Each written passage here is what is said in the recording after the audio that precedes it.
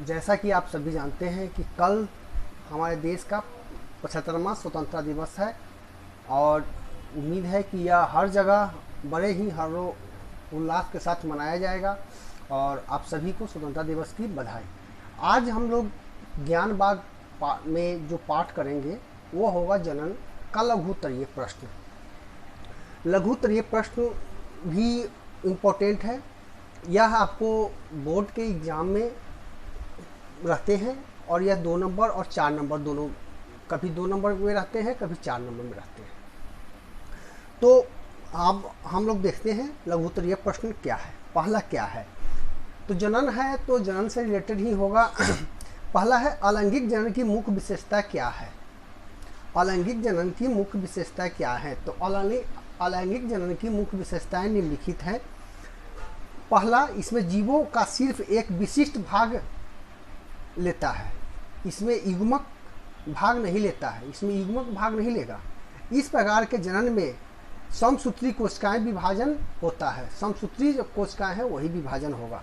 अलैंगिक जनन के बाद जो संतानें पैदा होती है वे आनुवंशिक गुणों के ठीक जनकों के समान होते हैं, आनुवंशिक गुणों के ठीक जनकों के समान होता है।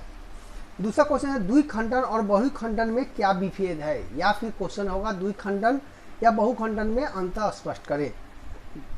तो इससे पहले के पाठ में भी हम लोगों ने देखा है कि अंतर जो स्पष्ट करना है, इसमें पहले जो द्विखंडन है तो द्विखंडन लिख करके उसके बाद हम लोग आगे बढ़ेंगे। तो पहला है द्विखंडन। द्विखंडन का जो पॉइंट्स है उसको हम लोग देखेंगे। कोशिकाओं के चारों ओर सिस्टम अथवा रक्षी भित्ति नहीं बनती है। द्विखंडन में यह रक्षा भित्ति जो है नहीं बनता है। द्विखंडन में बहुखंडन की तरह की कोई प्रक्रिया नहीं होता है, क्योंकि इसमें हम लोगों ने पीछे पाठ में देखा है कि द्विखंडन में सिर्फ 2 भाग होते हैं। तीसरा है जनक जीव खंडित होकर 2 नए जीवों को जन्म देते हैं। जनक भाग जो खंडित होगा, टुकड़ा होगा, तो वो 2 भागों में ही होगा। अब हम लोग देखेंगे बहुखंडन। बहुखंडन नाम से ही प्रतीत होता है कि यह बहु मतलब ज़्यादा, खंडन मतलब टुकड़ा, यह बहुत ज़्यादा टुकड़ों में होगा। तो कोष्ठक के चारों ओर सिस्टम अथवा रक्षा भित्ति बन जाती है, इसमें नहीं बनता है, इसमें बन जाता है। सिस्टम के भीतर कोशिका का केंद्र कई बार खंडित होगा, अनेक छोटे, मतलब एक कोशिका जो है वह टूट कर टूटेगा, तो फिर जो दूसरा टुकड़ा होगा उसमें भी एक कोशिका हो जाएगा, फिर वह टूटेगा, फिर उसमें भी कोशिका हो जाएगा, मतलब जितना टुकड़ा होगा सब में कोशिका होता चला जाएगा। यह सिस्टम फटती है तथा उसमें उपस्थित अनेक संतति कोशिकाएं निकल जाती हैं जो नए जीवों को उत्पन्न करती है। जब यह टूटेगा तो जब कोशिका बन रहा है इसमें अलग अलग, तो नया नया जीव भी बनता चला जाएगा। अब है तीसरा, कायिक प्रबंधन की परिभाषित करें। कायिक प्रबंधन जनन की वह प्रक्रिया जिसमें पादप शरीर का कोई कायिक या वर्दी भाग जैसे जड़, तना, पत्ती आदि परिवर्तित या विलंगन होकर नए पौधे का निर्माण करते हैं, यह कायिक प्रबंधन कहलाते हैं। जो जड़ से हो, पत्ती से हो, तना से हो, जहाँ से एक निकलेगा वो कायिक परिवर्तन होगा। इसके द्वारा बनने वाले पौधे अपने जनक के अनुरूप होते हैं।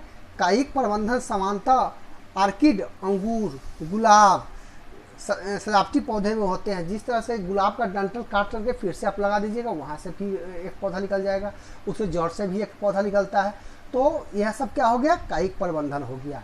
अगला क्वेश्चन है पूर्ण जनन में क्या होता है। वह जनन की एक विधि है।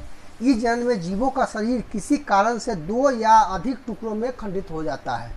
2 या 2 से अधिक, तो 2 होगा तो द्विखंडन, अधिक हुआ तो बहुखंडन, तथा प्रत्येक खंड अपने खाए हुए भावों का विकास कर पूर्ण विकसित नए जीवों का प्रवर्धन होता है और समान जीव यापन करता है। इस प्रकार के जनन स्पाइरो, गायरा, हाइड्रा और प्लेरिया आदि में होते हैं। इसको जैसे कि अगर बीच से टूटेगा तो वह अपने जो भी खाना भीतर में है वह उसके कटे हुए भाग में आपस में बट जाएगा और वहाँ से जीव जो है अपना फिर से एक यापन शुरू कर देगा। बीजाणु जनन के जीवों को क्या लाभ है। बीजाणु द्वारा जनन के जीव लाभान्वित होता है, क्योंकि जीवाणु के चारों ओर एक मोटी भित्ति होती है। जीवाणु के चारों ओर क्या होती है, मोटी भित्ति होती है, जो प्रतिकूल परिस्थिति में उसकी रक्षा करती है और नम सतह के संपर्क में आने पर वह वृद्धि करने लगती है। क्या जटिल संरचना वाले जीव पूर्ण जनन द्वारा नई संतति उत्पन्न कर सकते हैं? नहीं, इसका कारण है कि पूर्ण जनन के समान नहीं है, क्योंकि जटिल संरचना वाले जीव के किसी भाग को काटकर समानता नया जीव उत्पन्न नहीं करते हैं। जटिल संरचना वाले जीव कम्बले लैंगिक जनन द्वक्षर की नई संतति उत्पन्न कर सकते हैं। 7वां क्वेश्चन, लैंगिक जनन का क्या महत्व है? लैंगिक जनन का महत्व निम्नलिखित है। लैंगिक जनन से जनन संतति में विविधता आती है, जीवों के नए युग बनते हैं, जिसके कारण अनुवांशिक विविधता का विकास होता है। तीसरा है, नए जीवों का विकास इसकी महत्वपूर्ण भूमिका होती है। एक प्रारूपी पुष्प के सहायक अंग एवं आवश्यक अंग में क्या भिन्नता है? एक प्रारूपी पुष्प के सहायक अंग फूल को आकर्षक बनाने के साथ आवश्यक अंगों की रक्षा करते हैं तथा आवश्यक अंग जनन का कार्य करते हैं। वह आवश्यक अंग की रक्षा करेगा और वही आवश्यक अंग क्या होता है? जनन का कार्य करता है, जिसके बाद नया पौधा का निर्माण होता है। स्वपरागन और परपरागन में क्या अंतर है? अंतर भी आ सकता है, विभेद भी आ सकता है, इसलिए इसको ध्यान रखना है। स्वपरागन और तो स्वपरागन में का पहले हम लोग देखेंगे।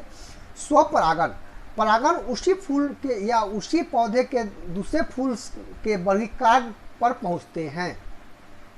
परागकणों के नष्ट होने की संभावना कम होती है।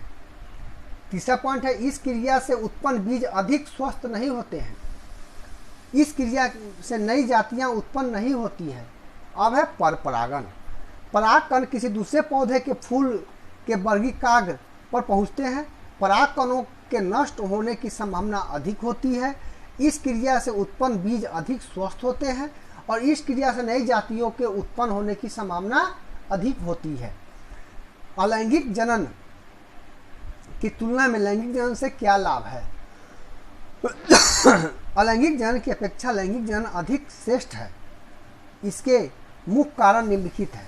पहला, लैंगिक जनन में शुक्राणु तथा अंडाणु के संयुक्त के कारण DNA द्वारा पैतृक गुण वर्तमान पीढ़ी में के सदस्य में हस्तांतरित हो जाते हैं। मतलब कि जो उसके पिता में गुण है वही उसमें गुण आ जाते हैं, जो जीवित रहने के लिए अधिक शक्तिशाली होते हैं। जबकि अलैंगिक जनन में एकल DNA होने के कारण जीवित रहने की संभावना कम होती है, उसमें एकल DNA रहता है। दूसरा, लैंगिक जनन में DNA की दोनों प्रतिकृतियों में कुछ न कुछ अंतर अवश्य होते हैं, जिसके परिणाम स्वरूप नई पीढ़ी के सदस्य जीव में भिन्नता अवश्य दिखाई देते हैं। जबकि अलैंगिक जनन में भिन्नता नहीं दिखाई देती है। यदि उसमें किसी कारण से भिन्नता आ जाती है तो जीव की मृत्यु हो जाती है। लैंगिक जनन उद्विकास में बहुत सहायक है, जबकि अलैंगिक जनन उद्विकास में सहायक नहीं है। बीज पत्र का क्या काम है? बीज पत्र जिसमें खाद्य पदार्थ जमा होते हैं वह अंकुरते हुए भ्रूण का पोषण करता है, वही क्या हो गया? बीज पत्र हो गया।